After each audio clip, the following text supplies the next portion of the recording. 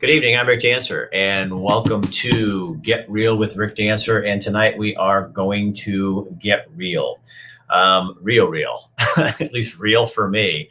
I've had a number of people in my circle of friends tell me of men they've met that have had prostate cancer diagnoses recently.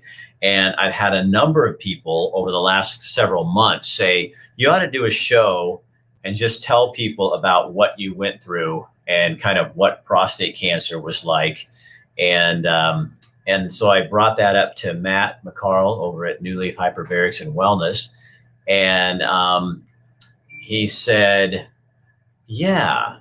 And I realized, Matt, I just put massage on here. I love your massage, and I keep putting that on as your name. it's because I'm partial. I guess it's a Freudian thing. I really like massage. It's Hyperbarics and Wellness, and Rick is a slow learner.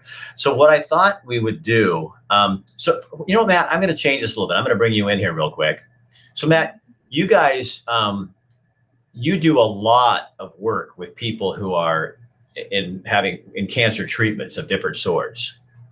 Yeah, we see folks every now and again. Well, actually, we just had a gentleman in his late 90s who had bladder cancer that was coming to see us, and they knew it was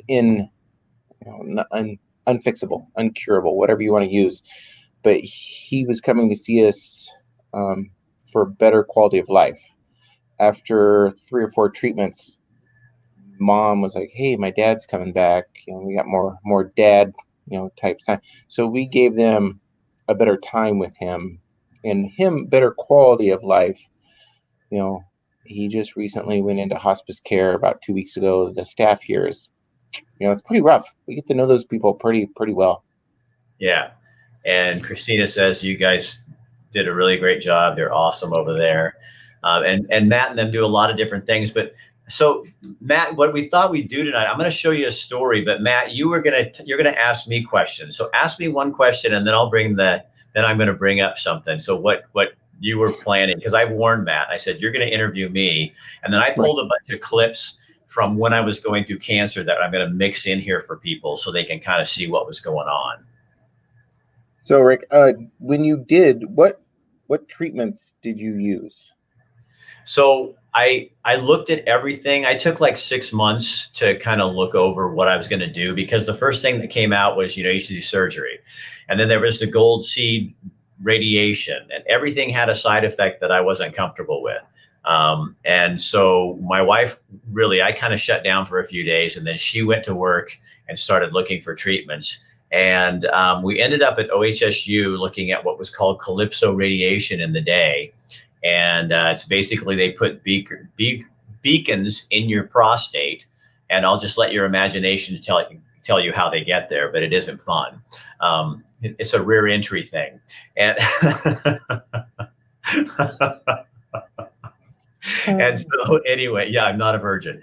And so they put these beacons in there, and then they put a computer over you when you get blasted with the radiation, and that computer targets all the radiation right into that spot. So you have the nerves on the outside of your prostate are what cause you to get an erection.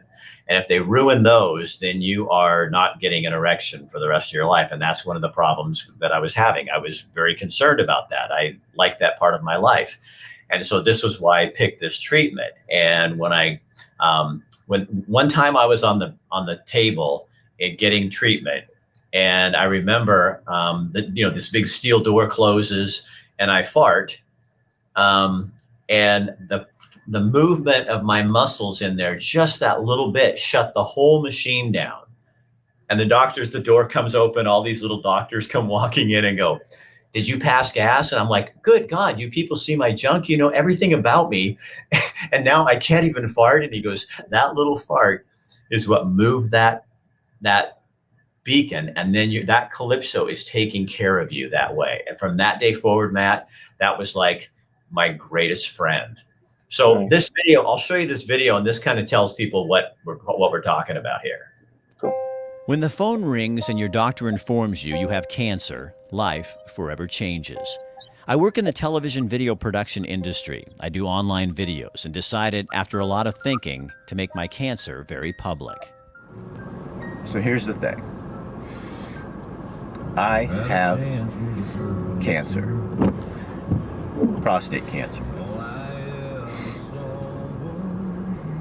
And I'm just shocked, just kind of stunned and numb and scared and afraid. My diagnosis came in January of 2010. I didn't want to die, but I also, to be honest, I didn't want to lose my ability to have an erection. I mean, that's a big concern for a guy. I'm not afraid this is going to kill me. Prostate cancer is really treatable. I'm afraid of the process. I just don't want to do it. I don't want to live with cancer.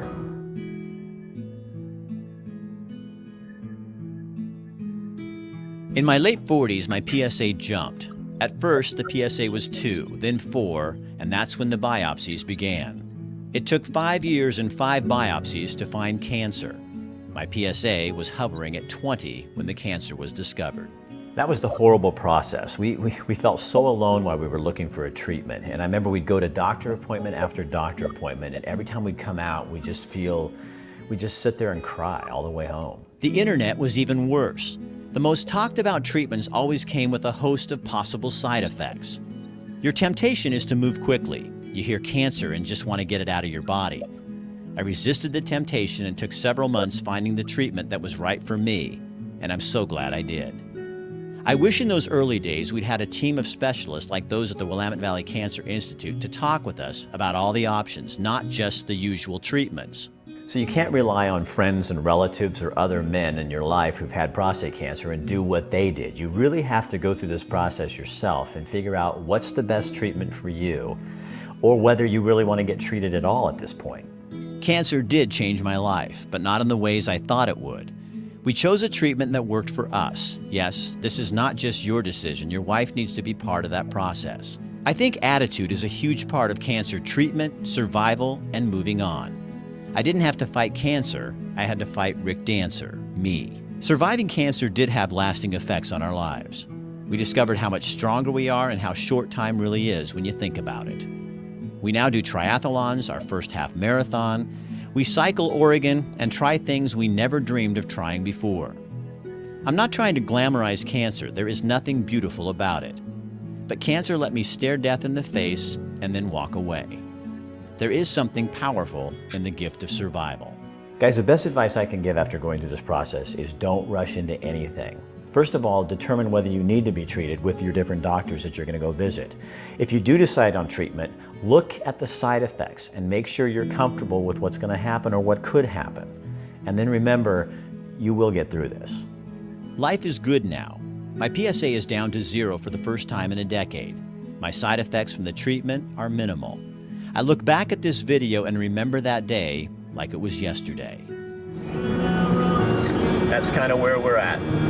So keep praying, and I thank you. It'll get better. It'll get better. It'll get better. Whoops. That video I didn't put out. I taped that right after I found out, and I waited like a month to put it out because it was so raw, and just lots of, it was so funny because today I pulled up these videos for us and I wanted to kind of look at what was going on. It just brought up a lot of really interesting memories, Matt, like how, how hard it really is, when you go through that place and, and you've been through it, I know, in your family too. And it's just like, you can't to manage it. And I think that, well, let me play this other one for you. This one's, and there's a little car noise in this, but I think you'll still get the idea. A bunch of people saying that, we're praying for my healing. And I've been saying, why don't you pray for God's will? And something about all that just kind of hits funny for me. Because I want God's will and I want to be healed. And then I was talking to a friend of mine today and he gave me the perfect thing. He was praying and he said, I'm going to read it for you.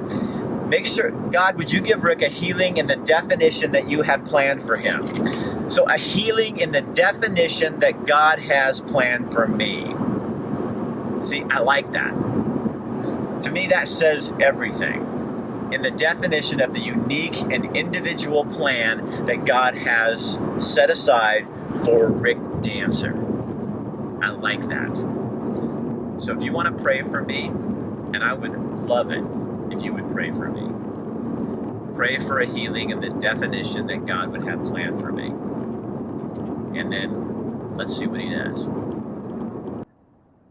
I remember there was like lots of ups and downs with it, you know, and you go in and you have a CAT scan because they want to look at your body and see where your prostate is to see if they can see anything in there, you know? So Matt, this is the video I did. This is super, I think it's really funny because I went in, I do my CAT scan. I'm scheduled to go in on the following Monday to get my treatment. And then I get a call, and this is it. Got some news today that kind of puts everything on hold a little bit for a while. It's not bad news, but it's just, you know, when you're ready to go, you're ready to go. So here's this, the nurse called me, and I guess I have unusual anatomy, is what I'm told. Okay, now let me explain, okay? I guess since I don't have enough fat in my system, they're having a hard time seeing between my gallbladder, the difference between my prostate and my bladder. Most people, I guess, have a bunch of fat in between there so they can clearly outline them when they're, you know, designing the target that they want to hit. Well, I don't have enough fat, she said, and so they can't see it. So what that means is I can't get treated on Monday because they couldn't do my plan. What I have to do is go in on Monday or Tuesday and have an MRI. So that means I'm going to be sitting in that tube for an hour and a half. They do give me medication, which I will take plenty of.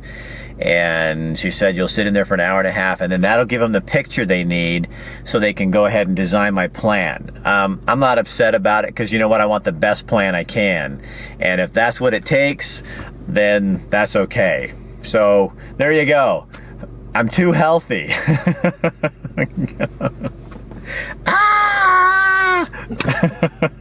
If only I'd eaten more French fries in my life, I wouldn't have to have the MRI. Oh well, just goes to show you, you can't do everything, right? You can't stop your life you can't stop yourself from getting cancer. You can greatly reduce your risk by doing some things, but sometimes it's just all catches up with you. I'll see you. I remember laughing so hard, Matt, because when they said that, I'm just going, what? Oh my God. If I was like 400 pounds, I wouldn't have to go do this, you know? And it was always little things like that that kind of blew you away, that kind of showed up in what you were doing. Yeah, it blows me away still every day when I talk to, you know, different people. I was hearing the stories like that where either they think they're like doing awesome and something just takes them out of left field and knocks them in the ground, or they're in the ground and then something that's totally positive that you would think would normally be totally positive gives them a left hook again, just like what happened with you. Yeah. So question that just got brought to my mind was, you mentioned the MRI and being in there for an hour and a half. Did you need medication because you're a little too hyper and can't lay still, or because of the space? Claustrophobic, yeah. And I was fortunate because it was, you know, my crotch. My head, like the edge of the tank was here. So I could literally do that and look out of the tank. For those, it gives me so much empathy for those people who have to have their head done and your face is right in there, because that you had to have that done.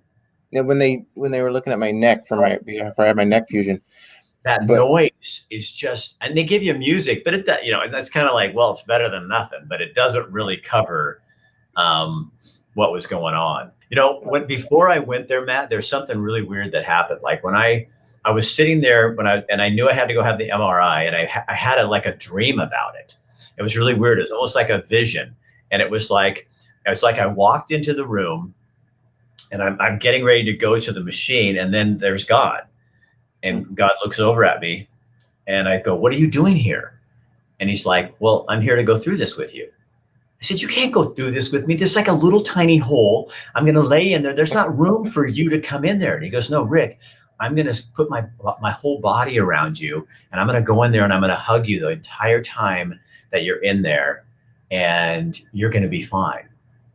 And so that was the vision I put into my head, going in there, that God was laying on the outside of me and I was going to be protected. I just believe so much with everything in my head that my mind is the most important cancer fighting, COVID fighting, pneumonia fighting.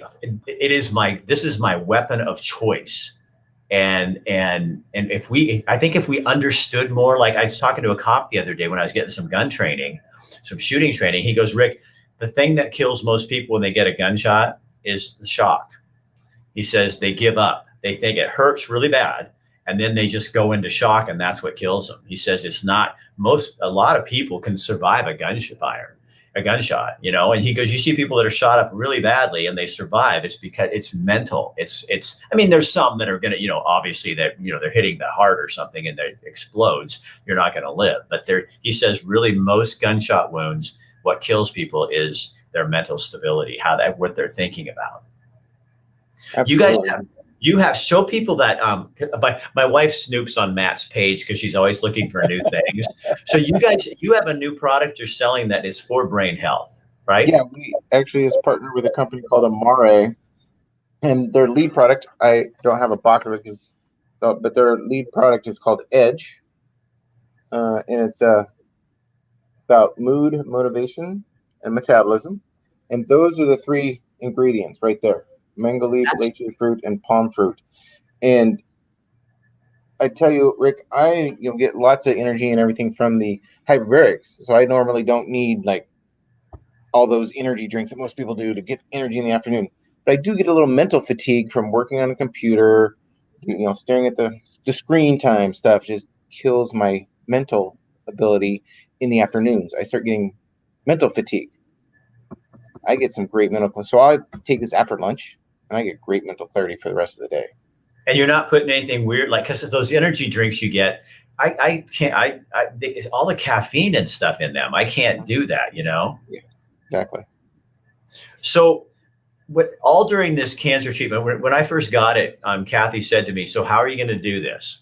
And I said, well, I can either have people talk to me about it and make up stories, or I can just go full force out there and kind of do it. And so I did videos all the time on what I was going through. And honestly, it was really more for me, kind of to help me through it, to deal with it, because my whole life had been on television, that kind of thing. And I think that really, really helped me like that. So here's a video I shot like 3 months after. 3 months ago, when I found out I had cancer, I thought it was the end of the world. Now, I think it's the beginning of my world. 3 months ago, when the doctor called and said, this is your future, this is what's going to happen, I thought, I can't do this. And now I think, how could I not do this? 3 months ago, I thought I understood God. Now I know I'll never understand God, and I stopped trying. I just want to love Him. 3 months ago, I thought that I had a really close relationship with my wife and kids. And now I have to have a close relationship with my wife and kids. 3 months ago, a whole bunch of stuff was on these top shelves and really, really mattered. It was so dang important. Now, very little of that matters. 3 months ago, people would, I guess I still kind of cared what people thought of me, and I thought I didn't. Now, I don't care that much what you think of me. I guess 3 months ago, I thought that religion was ridiculous, and that relationship was everything. Relationship to God, to Christ, to the Holy Spirit. And now I know I was right. 3 months, 90 days, an eternity. Man, I'm a lucky guy. I think that was the weird part, is you go through and you go, I was so scared at that point, and you're kind of coming out of that, and it is absolutely frightening. But because your family's been through this too. Once you get through that hurdle, you know what I mean? You kind of know, you know that something's going to take you out someday, and there's nothing you can do to control that, and you just keep your mind in the game, I think. Vonda's a great lady. Yes, I can answer these questions now. It does help. Is that part of what it helps with people during cancer treatment, is because it does help with the depression and some of that stuff too, or, It can help with the depression, especially if somebody's already working with like a therapist of some kind. But we can also add those lights that we have, Rick, and the blue light in there can really help with depression, especially folks that suffer from SADS, and because they're not getting enough of that stuff outside that we all should be getting every day, that we don't get enough of here in the Pacific Northwest, even though it's beautiful up here. I wouldn't live anywhere else, but we all need more sunlight, and that blue light especially is really good to help fight depression. But getting enough oxygen to the brain so that your brain can function appropriately really can help with depression. Yes. So, Ryan says, I have never seen that video clip. God is good. Well, this is one after I hit the year. So I found out on January 28th that I had prostate cancer. And I remember my wife and I sitting there, and every time we would talk to the nurse when we would call in, because I had 5 years of biopsies, I trained. Mm-hmm. So every time I would talk to the nurse, she just tell me the results. Oh, Rick, you were this. We didn't find any cancer, that kind of thing. Well, this time we called, and she says the doctor's going to have to call you. It'll be about an hour. And we sat there, and it was just horrible because we didn't talk. We didn't say a word until the phone rang. And a year to the day, this is what I did. It's been a year now since I found out I had prostate cancer. A year today, January 28th, from 4 to 5 o'clock in the evening, my wife and I sat in that kitchen back there behind me, practically sweating blood because we knew the answer was coming. And then the phone rang and the doctor said, you have cancer. And my head swirled, our world turned upside down, and we didn't have a clue as to what the hell was going to happen. And I'm glad we didn't know. So what do you learn over a year? I kind of sat down this morning and just wrote some stuff out. So bear with me, listen if you want, or go somewhere else if you don't want. It just doesn't matter. I'm more tolerant of some things, and I'm far less tolerant of stupidity. I'm less of an idealist, and I'm more certain in my lack of control. I have fewer priorities in my life today. I like people more, but I need them less.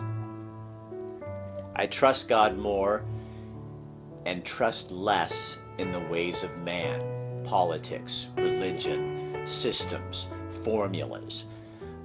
They don't work. Peace is easier to find, yet it's much harder to hold on to once you've had cancer. I believe in less, but that which I believe in more.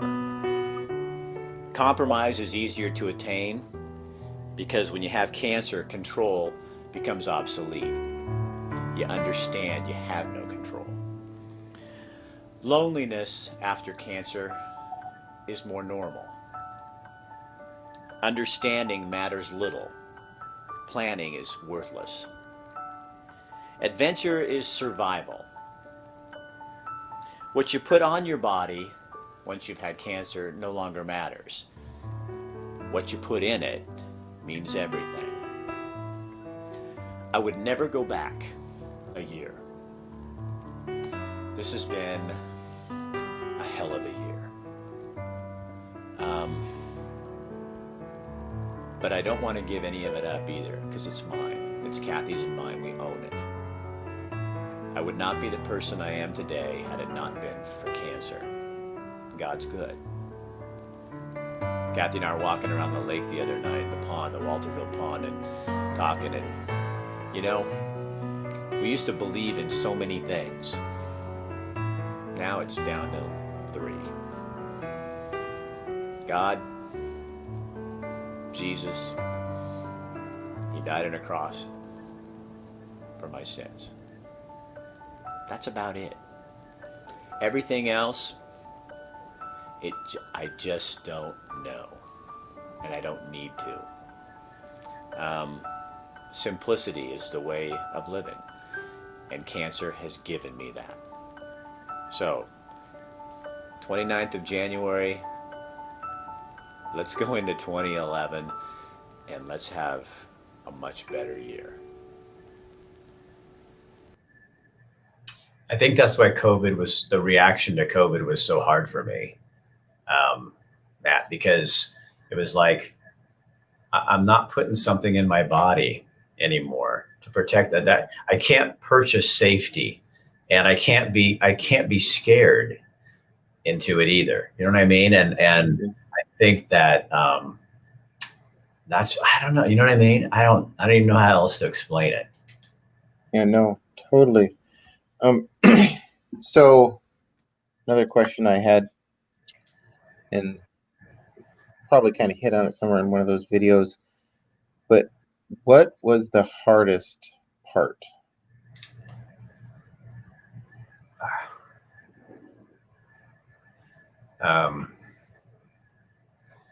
Like knowing that you were taking your family through this too.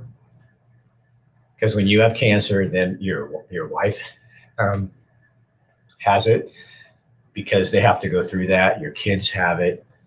If I could go back and change something, I tried to do this myself. I tried to keep Kathy as much out of it. She was at all the appointments with me, but when I went and had the treatment, I went up and lived at our mountain house, and I drive into OHSU, and she would have liked to have been there more. We had kids at home, but I kind of excluded her from some of that, because I was just, as a guy, I'm just trying to get this done so we can get this 45 days out of the way, and then we'll go.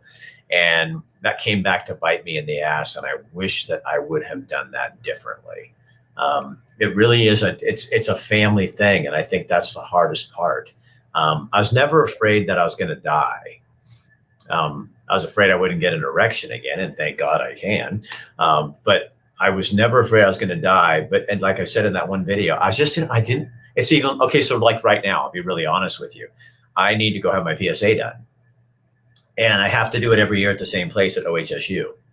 And I'm a little late, and I'm going to go up there now. I have an appointment. I'm going to be up there at the end of July, but I keep in my mind, in the middle of the night when I wake up, there's this little thing going, oh, you need to get that. And what if your numbers are up? Because I know what I have to do if my numbers go up significantly, and I don't want to do that. So that's how I live the rest of my life. I don't worry about it all the time. I don't think about it.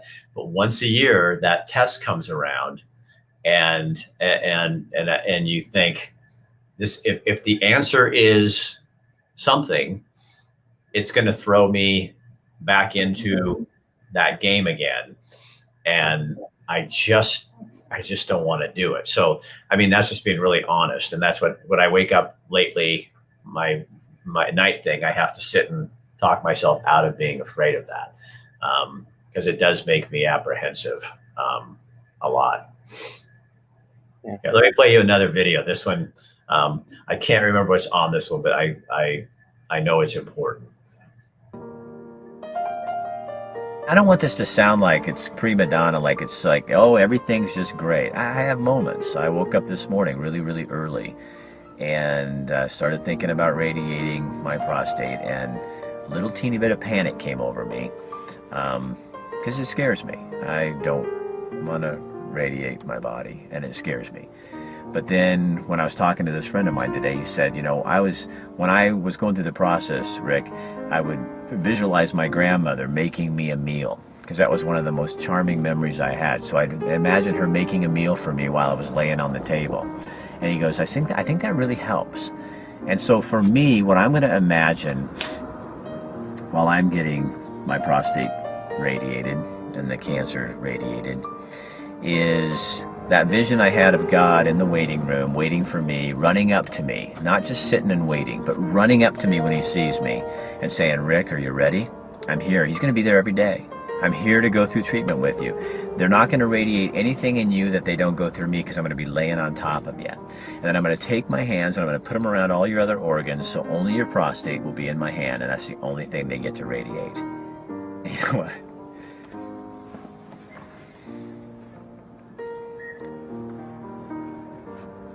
I really believe. I really believe that. I really do. I really believe that that is what's going to happen. And the only reason that makes me get teary is not because I'm trying to convince myself, it's because I really do believe it. And for the first time in my life, I understand how much God loves and adores me, and how much he fights for me, and how much he's standing next to me and saying, you can do this, Rick. You are so tough.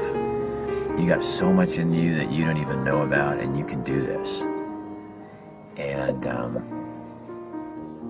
so there's a side of me in this, to the world, would sound like a sick little way.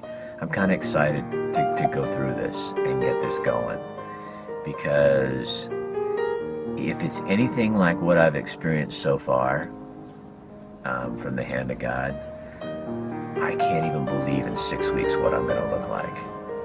I think it's going to be amazing. The perspective, the insight, and the things I have going on. The world is not perfect right now.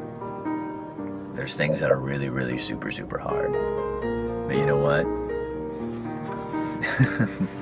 It's not going to kill me.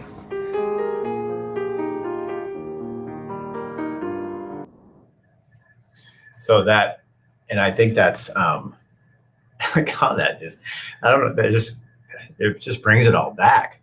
And it's like, if I could have seen then what I see now in me and who I am, man, God, it's all because of cancer and leaving KEZI and cancer and losing my race. My losses have been my strength. It's like the foundation of who I am. And I mean, I can't even imagine myself without that part of my life. And I think sometimes we try so hard to get the bad things out of our lives, and we're just always looking for the good when we don't realize that it's all part of a plan. It's all part of something. I mean, I said to somebody one time, I know from the beginning of time that this is the plan for my life. When the earth was created and God knew that Rick Dancer was going to be made, this was my life. It's not that I did something bad or something happened wrong. This was all in that thing. And I think it's all a test. And I feel like, I never used to feel like I'm as strong as I am. And I think it was like, almost like going, hey, Rick, wait till I show you what you got inside of you. Dude, you are never going to believe what you can do and how this can work.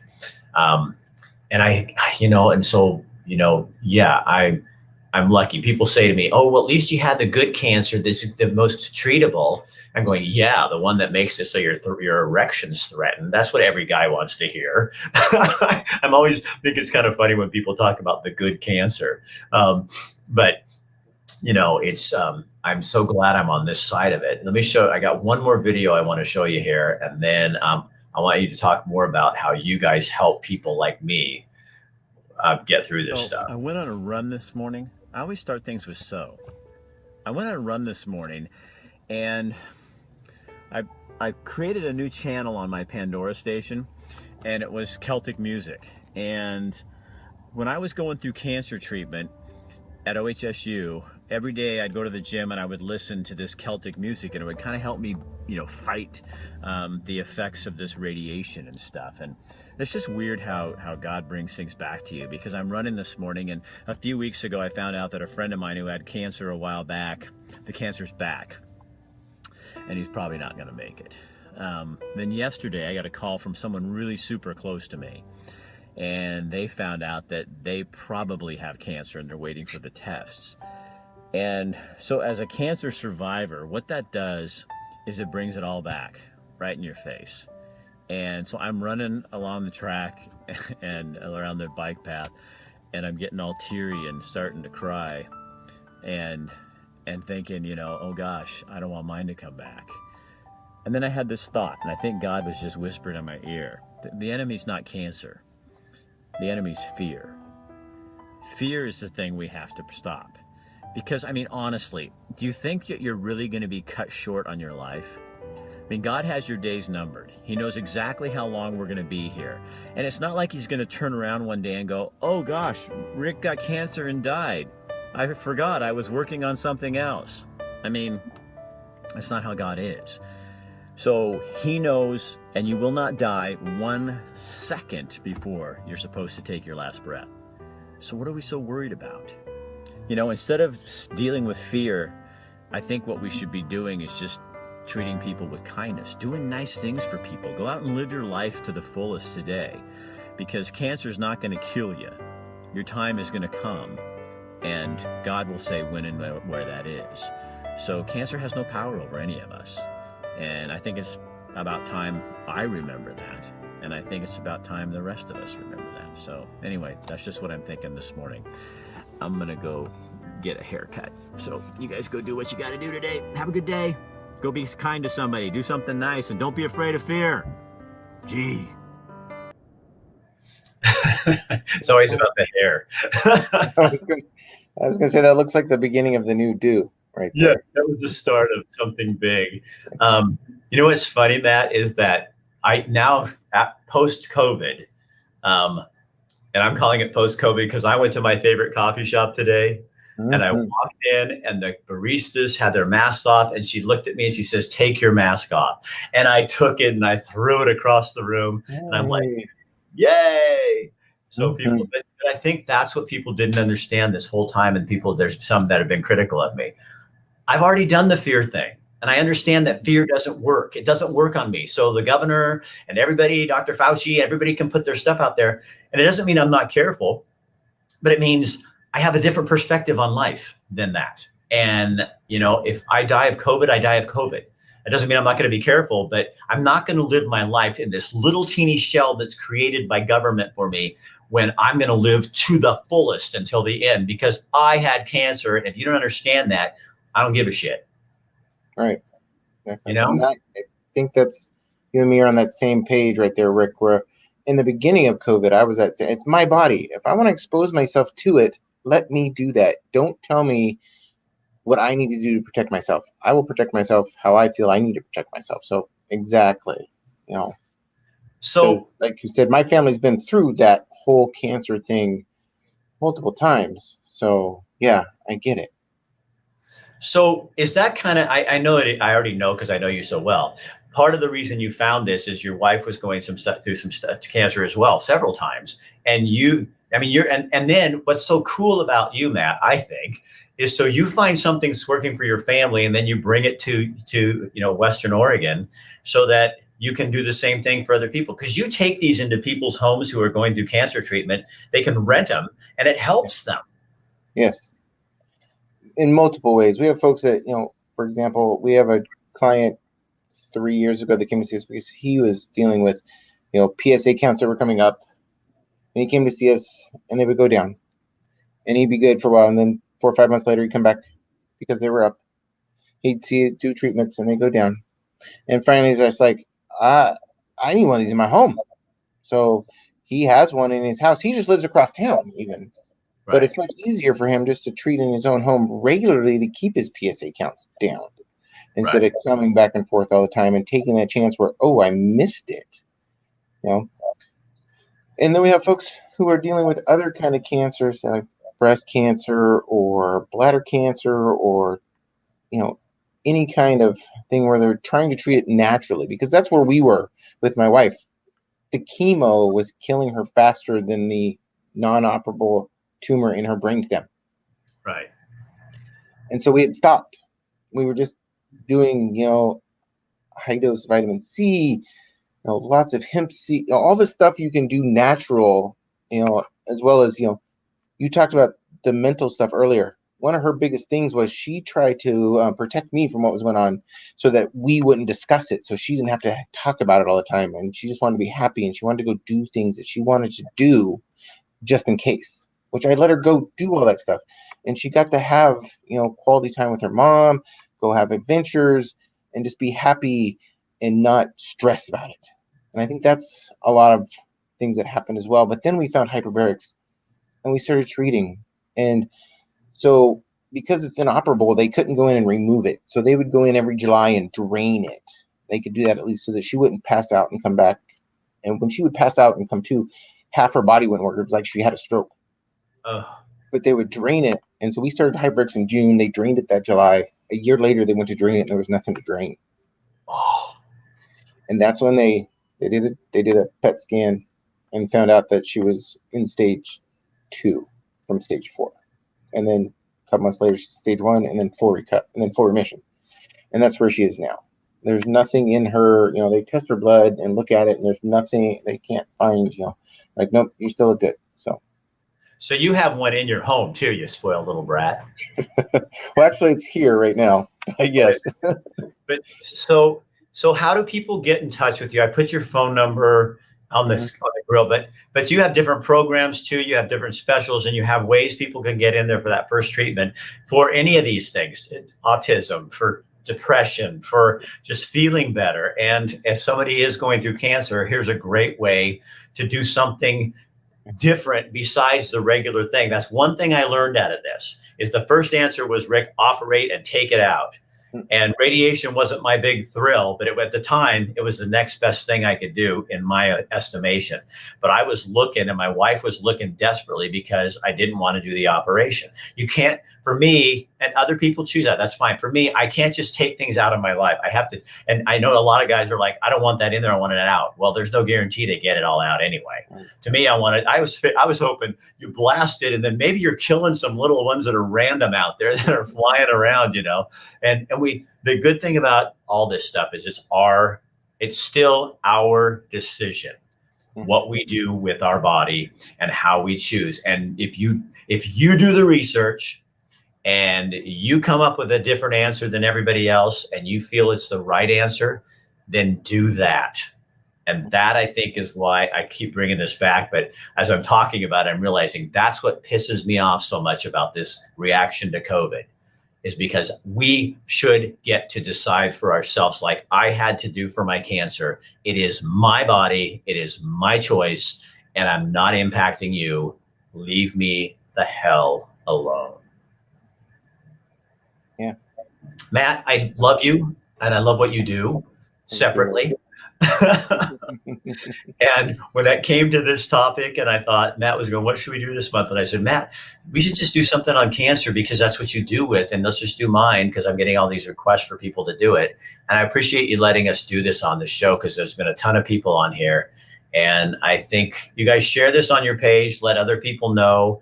If you know of a gentleman who is going through this or is doing this, gentlemen, also, when you turn 40, start having your PSA checked, 40, 50. If you have a family history, do it at 40. That's what I did. If it's not, go around 50, but just start getting it, because then you get numbers. You know what your numbers are. If I hadn't had a family history, if I hadn't had numbers showing mine, they would have operated right on the bat. But because I had a map that said, oh, Rick's keeps going up about this much every year, we're not panicking, it's not jumping. If they would have gone in there and had mine at 12, they would have said, you need radical surgery and you're out of here. So it really does save your bacon, and a whole lot more. All right, Matt, thank you. Absolutely. And you guys. Thank you, sir. Oh, you're welcome, my man. Have a good evening. So you guys, again, Matt McCarl, New Leaf Hyperbarics and Wellness, like the graphic says, not like Rick wrote on here. I put the phone number on there. I put their website on there. Go find out. I hear so many people going, oh, I really need to do that. Well, then you really need to do that. It's a really easy thing to sign up for and get in there and take care of your body. And even if you're just able-bodied person, I work out too much. It's my aches and pains. It helps. When I broke my wrist, Matt brought me in there, worked on my wrist, used the infrared on there as well. And I think I healed faster because my doctor, I went to the surgeon and he goes, well, we can probably get you to be able to start using your wrist in the gym, and you can do more than just, ride the bike. And I went, oh, I'm not supposed to be lifting weights yet. He said, you're lifting weights. And I went, well, yeah, it works. And so I was doing stuff way sooner than they thought. And I think it was partially because of all the things that Matt was having me do and the help we were doing. So anyway, share this on your page. let other people know about it. Tomorrow night, we have a really special show. I have a teacher that called me up from down south in Oregon. And she said to me, Rick, I think the teachers are taking a lot of shit. She didn't say that word, but I did, for us not going back to school. And it's not their fault. And I said, whose fault is it? Tomorrow, she's going to tell us. And she's very open and she's very upset. And she says, our kids are the ones who are suffering for this whole thing. So we're going to have her on, and that should be a show that will be worth remembering. Oh, Jason, you really need to go see Matt. Jason he's a veteran, injured in the war. Jason, you really need to get connected with Matt. Go find him. I promise you. I just had coffee with this guy today. You need to go talk to Matt. Have a good evening, guys. See you later. Good night.